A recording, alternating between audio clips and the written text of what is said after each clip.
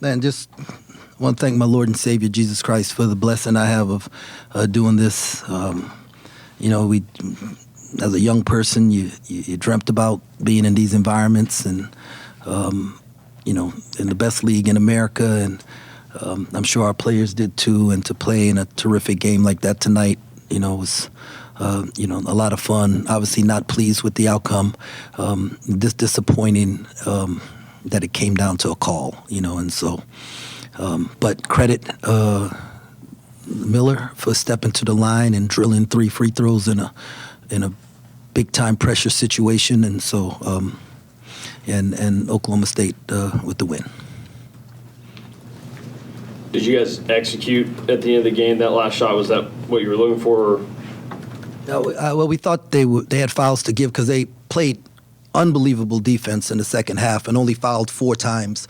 And so when you have that many fouls to give at the end with 2 seconds, we thought they were going to maybe foul. And so I told them was that, if they foul you, make sure you get a shot up. And, I got to do a better job of communicating in those moments. That would have probably helped there. On the topic of fouls, do you feel like you guys are being officiated fairly? And then specifically, Khamari, I noticed fouls per 40 is up a pretty big number from what it was at UNCW.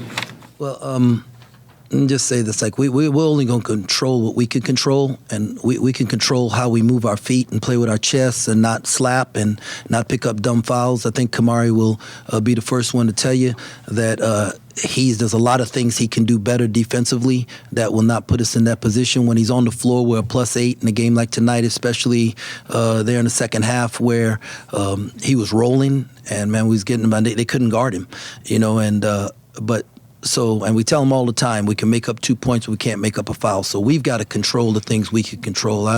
It's not anybody on the outside. You could look at this and, losers blame other things, other people. Well, we're not losers, we're winners, right? So we're going to look at ourselves in the mirror and figure out how we got to get better and what we need to do, and we're going to correct it, and we're close. And so I'm excited about the next thing that we have to do. When you say that you were disappointed that it came down to the call, did you have a problem with that call?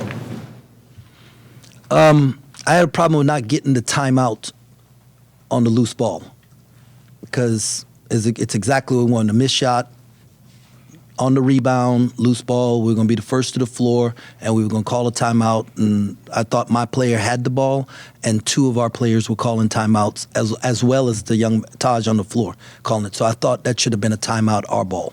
That was the only thing that I thought was different. But, rest of it was. Khamari, Coach mentioned it, +8 for you on the court tonight. When you were on the court, what do you think you did well?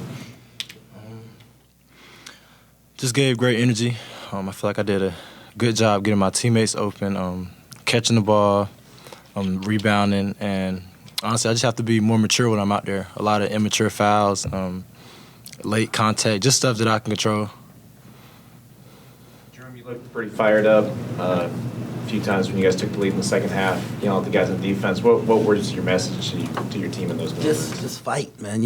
One of the things we've been trying to stress is that we've got to play with energy, effort, and enthusiasm, and that starts with me, right? It's so if I have energy, effort, and enthusiasm, it'll trickle down, and that's what I wanted to bring it for our guys tonight, and they brought it for us, and I was proud of our effort, I was proud of our energy, I was proud of our enthusiasm. Khamari, has it been frustrating, not just for you but the whole team, to at the end of these games look and see the foul discrepancies? I think we've just been focusing on what we can do better to not get those calls, for us not to foul. We can't control how the refs blow the whistle or pretty much what they're calling, but we can control how we play defense. And we can be more aggressive getting to the rim. Khamari, I just asked Coach about your fouls per 40s up quite a bit from the last 2 years at UNCW. Do you feel like you're doing anything different out there, or why do you think those numbers have gone up? I would say so. I would say I'm a lot more healthy this year and put on a little weight. I'm a lot more physical, and I try to be more physical. So I have to, find that fine line of playing physical but legal, staying in legal guard position at all times. I think that's a big difference. Khamari, how do you think the team's handling the losing streak? It's been tough, but we have, like Coach tells us all the time, we have a group of guys with great character, so we find ways to get excited about doing the next right thing and getting better each practice. Practices continue to get better as we continue to lose games, and we're getting closer and closer, and we're excited because we know it's coming, and once we get to rolling, we're excited about keeping it rolling. Coach, you've talked in the past about your 2018 team at Baylor and the way that things started in Big 12 play, able to turn it around. What did you see from that team, or I guess what would you like to see from this team that shares that? Yeah, one of the things that I've, I don't know that there's any similarities in the teams of this like the makeup or whatever. But one of the things we talk about is that like as a team we suffer together, and suffering produces perseverance, and perseverance produces character. And when you work with people of character, there's always hope, and hope never fails. And that's why I know tomorrow we're going to have a great film session, and we're going to have a great walkthrough, whatever we have to do to prepare for Utah. And the next day we're going to have a great practice because we got guys of character, and that's the similarity, right? Not the makeup of the team, but the fact that they're high character young men who they're persevering through this struggle, but they're doing it together. We are all doing it together, and so that means there's always hope at the end. Coach, you keep saying that you guys are close. Just where are you seeing that, and where's that evident to you? Well, we're playing with energy, effort, and enthusiasm, first of all, and then we're really sharing the ball. I think there's some great ball movement out there, and as we keep doing that, we're going to get the right shots. We just have to we got to cut down on our turnovers, so that's like we're rebounding better. We're more physical rebounding. The first few games in the 12, there was such a rebounding disparity that it didn't even give us a chance, and now we're giving ourselves a chance, and so now we got to take the next step. Coach, when you prepared for Oklahoma State doing your scout, what stood out about Parsifala, and just can you talk a little bit about his game? Yeah, he's a bucket and a load, man. He gets an angle, and he can get an angle. He can create angles, and he can score. And a guy with that size that also has shooting touch, hard to guard. Khamari, with rebounding, how much do you think having two bigs on the court at the same time has maybe helped that problem? I think it definitely helps. It gives us an advantage down there with size, of course, and we just got to do a better job of being able to stay out there longer, honestly. Jerome, do you have any new info or outlook on Moby or Elias coming back to play? Not allowed to talk about it. PJ, what did you see on that final defensive possession before they got the free throws? You said the last play? Yeah, when you guys run defense. I think we fought hard. We didn't secure the rebound, but we got on top, went their way. And last, just a foul, just how it is sometimes. PJ, what happened on that? What was going through your mind on that last possession to where you took that shot? We had 2 seconds. We thought they was going to foul. I thought maybe I could have got a dribble, but those are some shots I practiced on. I thought it was money, but it's just a little short.